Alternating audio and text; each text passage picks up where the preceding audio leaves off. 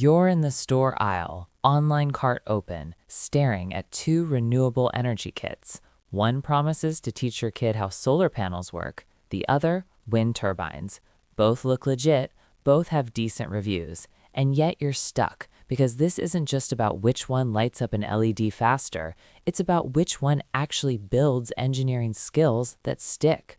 I'm Chloe Miller, and I've tested both in my own lab, watched turbine blades shatter in Pacific Northwest wind, and coaxed power out of solar panels under Seattle drizzle.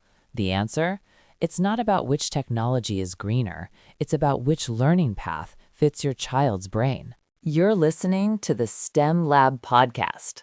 Quick note before we get started. Everything you're about to hear, the research, the testing, the recommendations, that's all human work, written and verified by real authors. But the voice you're hearing, that's AI generated. I want to be upfront about that. If you've been listening for a while, thank you. It's really great to have you back. And if this is your first episode, welcome. We drop new episodes every Monday, Wednesday, and Friday, covering STEM kits, coding tools, robotics platforms, renewable energy projects, basically anything that helps kids build real engineering skills. Now, let's get into it. Welcome back to the STEM Lab. Before we dive in, I need to mention something up front. Everything you're about to hear, the research, the analysis, the recommendations, that's all human work, written and verified by me.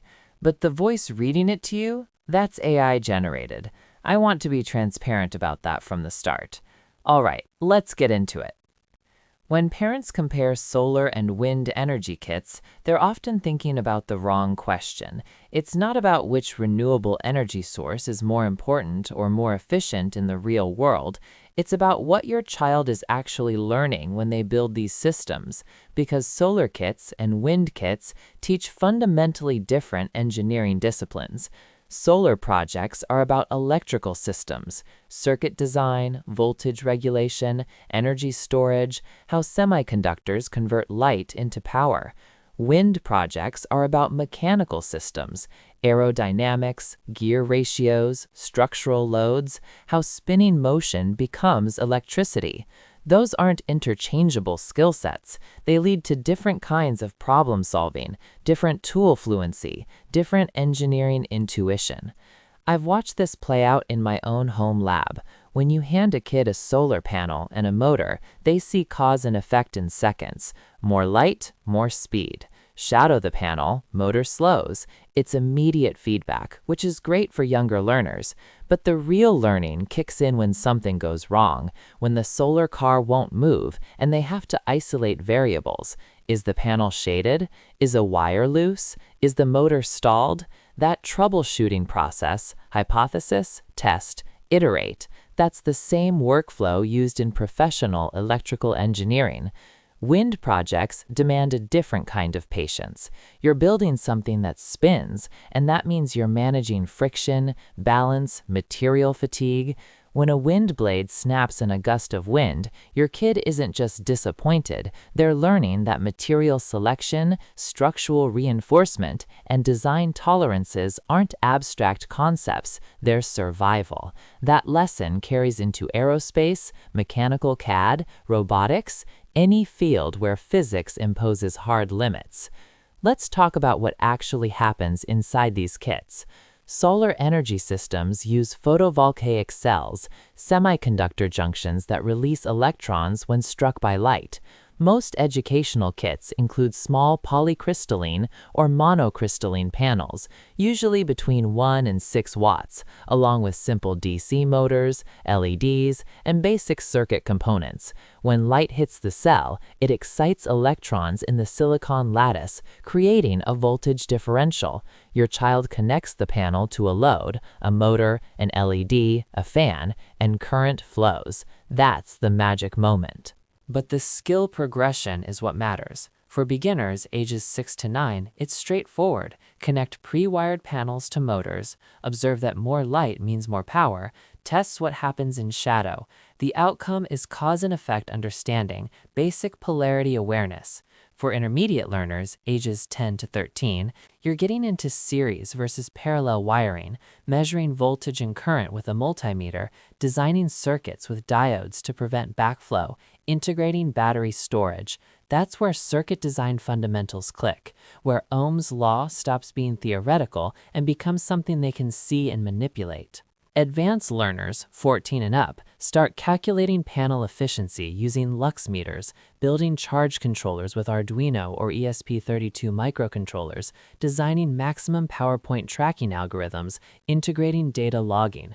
Now you're into embedded programming, Arduino IDE, Python with MicroPython, real-time system optimization, engineering documentation practices.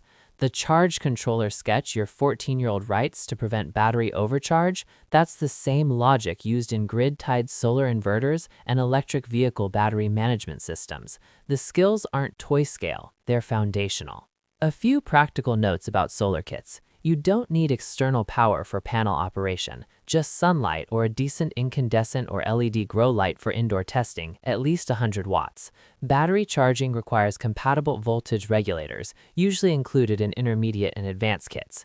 Basic kits are standalone. Advanced projects integrate with Arduino or Raspberry Pi for data logging, using USB serial, I2C, or SPI for sensor arrays. Solar systems are modular. You can wire panels in series for higher voltage or parallel for higher current. Quality kits use standard MC4 connectors, which let you integrate off-the-shelf components.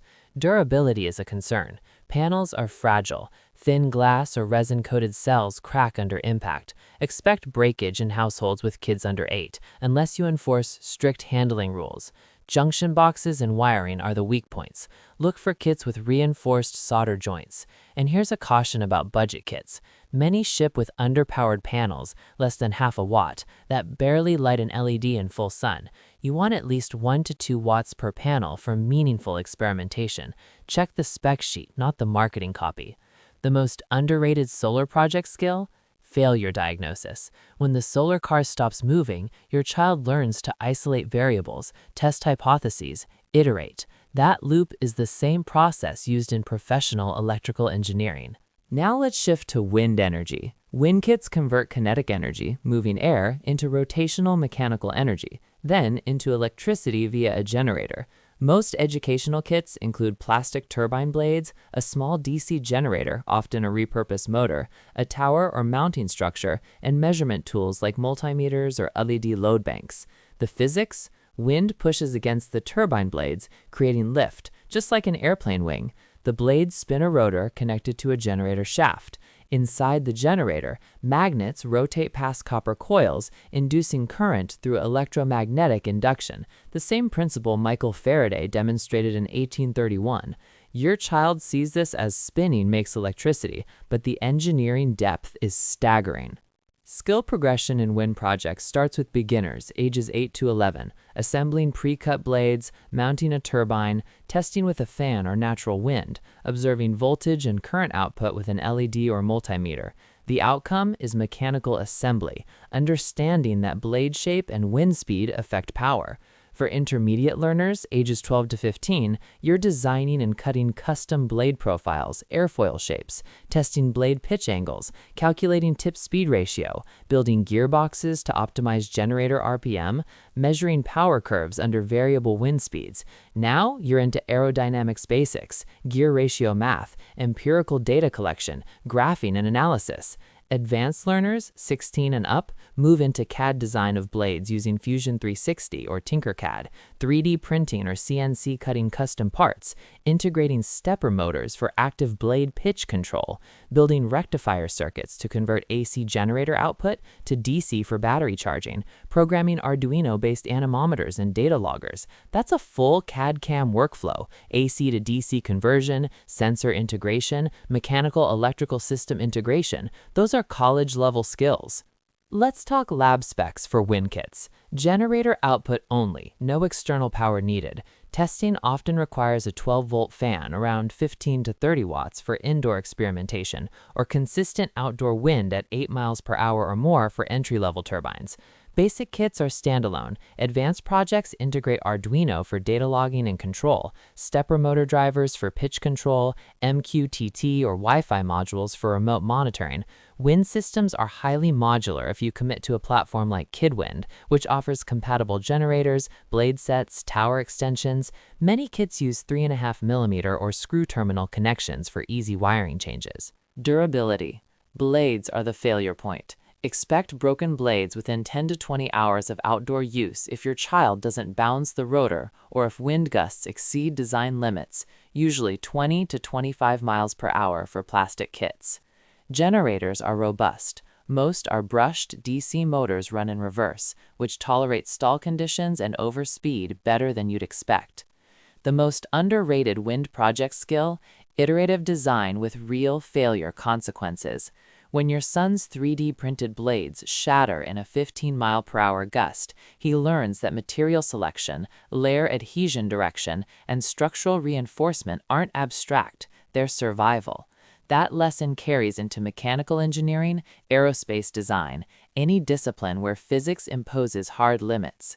The blade pitch optimization your 15-year-old tests with a wind kit, that's the same challenge Vestas and GE engineers solve in multi-megawatt turbines. The data logging Arduino code, it mirrors the SCADA systems that manage wind farms across the Great Plains. One frustration with wind projects: outcomes are weather dependent. If you live in a calm climate or only test indoors with a fan, you'll never see the performance peaks that make wind exciting. Solar projects work anywhere with light. Wind projects demand airflow. Here's why the comparison matters for your child's learning path. Most STEM curricula treat renewable energy as a single unit, as if solar and wind are interchangeable examples of clean power. They're not. They're different engineering disciplines, and the one you start with shapes your child's relationship with energy systems for years.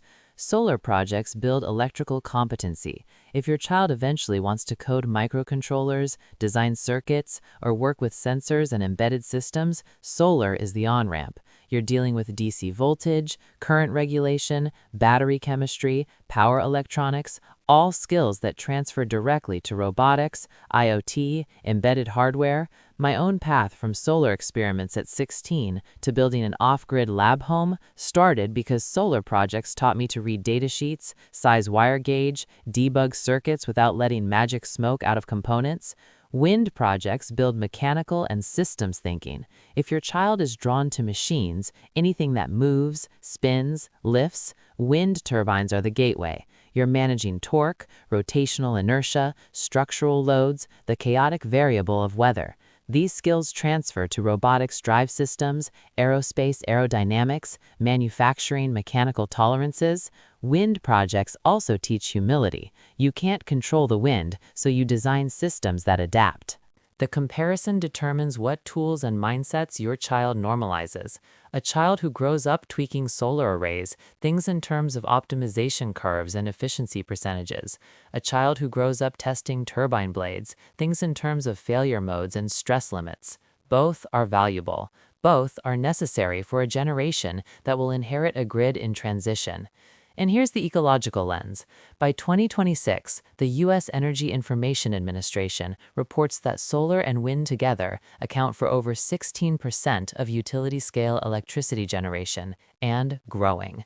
Your child's hands-on fluency with these systems isn't just STEM enrichment, it's infrastructure literacy. One more thing. The comparison also reveals cost structures. Solar kits scale down affordably. You can start meaningful experimentation for around $30 to $50.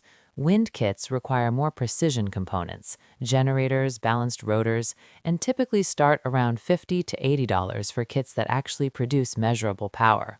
Budget accordingly. Not all solar and wind kits are built the same. Let's parse the landscape by learning outcome, not marketing fluff. Solar project types break down into 3 categories. First, snap circuit solar kits for ages 5 to 9. Pre-wired panels connect to modules with no soldering. The outcome is cause and effect only, no troubleshooting depth. These are great for sparking curiosity, but don't build engineering skills beyond basic polarity. Second, modular solar experiment kits for ages 10 to 14. Loose panels, wires, motors, LEDs, multimeters. The child designs circuits, wires in series or parallel, integrates storage. This is where real learning starts. Circuit design, Ohm's law, load matching.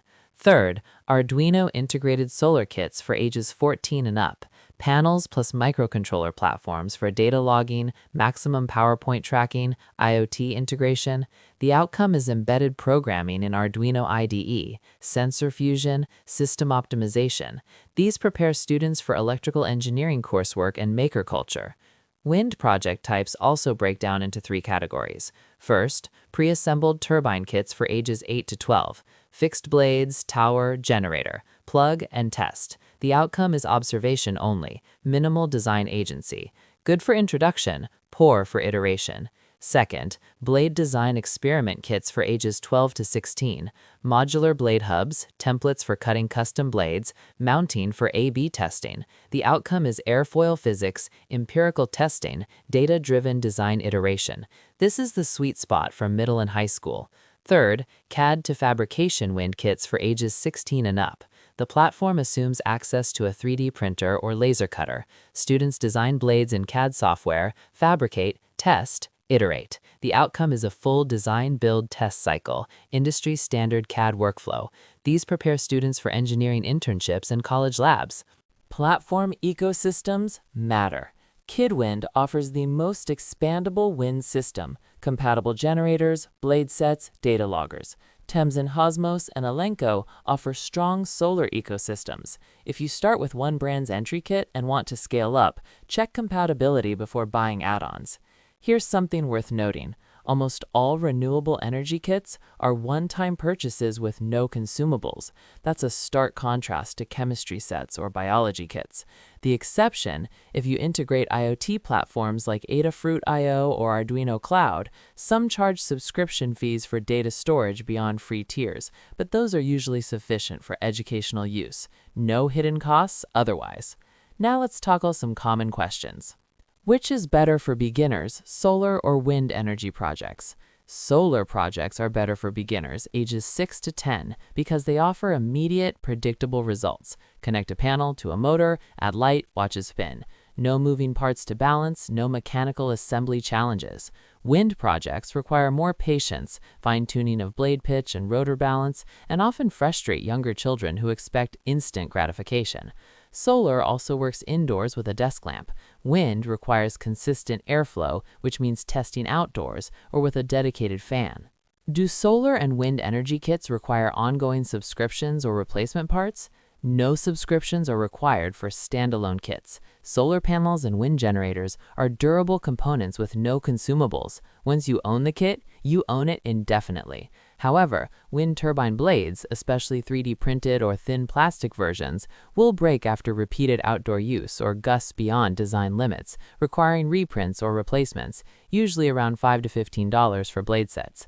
Solar panels can crack if dropped, but normal use doesn't degrade them. If you integrate Arduino Cloud or other IoT platforms for data logging, some services charge beyond free tier limits, typically 2 to 5 projects or 10,000 data points per month, but this is optional, and educational use rarely exceeds free thresholds. Can you combine solar and wind energy in one STEM project? Yes, and it's pedagogically powerful. Hybrid renewable energy systems, where solar panels and wind turbines charge a shared battery bank, teach load balancing, charge controller design, the real-world challenge of intermittent energy sources. You'll need a charge controller that accepts multiple inputs. Arduino-based DIY controllers work. Commercial maximum power point tracking controllers designed for off-grid systems are overkill for educational scale, but instructive. Expect to spend around $80 to $120 for a combined setup with 5 to 10 watts solar, a small wind turbine, a battery bank using 18650 lithium cells or sealed lead acid, and voltage regulation. The learning outcome is understanding complementary generation profiles. Solar peaks midday, wind often peaks morning, evening, or seasonally. Which energy projects teach skills used in actual renewable energy careers? Both, but in different career paths. Solar projects, especially Arduino integrated maximum power point tracking and data logging systems, prepare students for careers in electrical engineering, solar installation through NABCEP certification, embedded systems, energy auditing. Skills learned include circuit design, power electronics, microcontroller programming in C++ or MicroPython, all directly transferable to grid-tied solar design and battery storage systems. Wind projects, especially CAD-designed turbine blades and mechanical optimization, prepare students for mechanical engineering, aerospace aerodynamics, manufacturing, robotics drive systems. If your child is aiming for hands-on renewable energy work, solar has more entry-level career paths: residential installation, operations, and maintenance. If they're aiming for engineering school, wind projects teach more CAD and mechanical design workflow. At what age should kids transition from basic renewable energy kits to Arduino integrated projects? Most children are ready for Arduino integration at ages 13 to 15, assuming they have basic algebra skills for voltage and current calculations and comfort with logical sequencing, if-then statements, loops. The leap isn't primarily coding. Arduino's block-based and example sketch ecosystem is accessible. It's conceptual scaffolding, understanding that a microcontroller reads sensor data, makes decisions, and controls outputs. Before Arduino, ensure your child has completed at least 3 to 5 standalone solar or wind projects, can troubleshoot a non-working circuit by isolating variables, broken wire, dead battery, mismatched load, and is motivated by the question, how can I make this smarter? Arduino IDE supports C++, text-based, and platforms like Arduino Blocks offer visual programming, so you can meet your child where they are. Here's the bottom line. The solar versus wind energy projects comparison isn't a battle. It's a roadmap. Solar builds electrical fluency, teaches circuit design and embedded programming, offers fast iteration cycles that reward curiosity. Wind builds mechanical intuition, teaches aerodynamics and structural design, demands patience with real-world variables. Both prepare children for the energy systems defining the next century. Start with solar if your child gravitates towards screens, sensors, solving problems through logic. Start with wind if they're drawn to machines, motion, the satisfaction of building something that physically spins. Or start with both and watch which one they return to after the first frustration. These aren't toys, they're apprenticeships in the infrastructure your child will inherit. Build wisely. That wraps up this episode of the STEM Lab podcast. Thanks for listening. New episodes come out every Monday, Wednesday, and Friday, so you've always got something fresh if you're planning a project or trying to figure out what kit to buy next. If this episode helped you out, or if you just want to support the show, leaving a 5-star rating and a quick review makes a huge difference. It's how other parents, educators, and makers find us. And if you haven't already, hit subscribe or follow so you get notified the second a new episode drops. See you next time.